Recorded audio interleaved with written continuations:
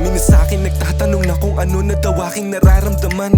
Eto magpasa hanggang sa ngayon, madalas alak na ang katawang. Nag-iisip pa rin ng paraan na kung papaano ko pa ba makakaya ang lahat ng mga aking natatamo. Dahil lang yan kasi nung nawala ka. Dati hindi naman to ganito, ang gaan-gaan ng aking loob. Pero bakit ngayon, sarili kong madalas kong kausapin na ng padabog. Tangina alam kong dito ako kasi di ko alam kung paano masaktan. Puso't isipan ay gulong-gulo ng dahil kasi sa iyong pinaparamdam. Tinuro mo sa'kin kung paano maging masaya, pero bakit yung ganto hindi? Ang bigat lang din kasing tanggapin na bigla mong binawi lahat ng ngiti. Sana hindi na lang to naganap lahat dahil sa totoo lang masakit. Kung may hihilingin man ako, ang gusto ko wag naman to sana mangyari ulit.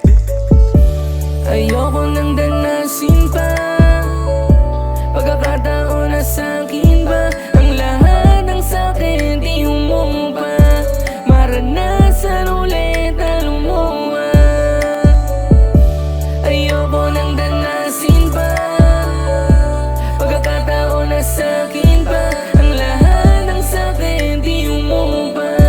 Maranasan ulit na lumuha. Wala na sigurong makakahigit pa sa pagmamahal kong sa'yo nilaan. Na kahit ginanito mo lang ako, tinanggap kong wala na akong babalikan. Sa kabila ng mga paghihirap ko, eto pa rin sinusolusyonan.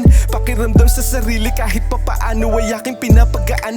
Nang sa ganun na hindi na masyado isipin pa ang mga nakaraan. Dahil sa totoo lang ang lahat ng mga yun ayoko nang maramdaman. Ayoko na kasing bumalik sa dating nagpapakatanga palagi sa'yo. Mas okay na yung mag-isa, hindi yung puro sakit ang aking natatamo. Masaya na ako na pasayahin ang sarili na di ikaw ang dahilan. Di na para pa malungkot sa'yo kasi ayoko na rin naman yung balikan. Sana hindi na lang to naganap lahat dahil sa totoo lang masakit. Kung may hihilingin man ako, ang gusto ko wag naman to sana mangyari ulit. Ayoko nang danasin pa pagkakataon na sa'kin ba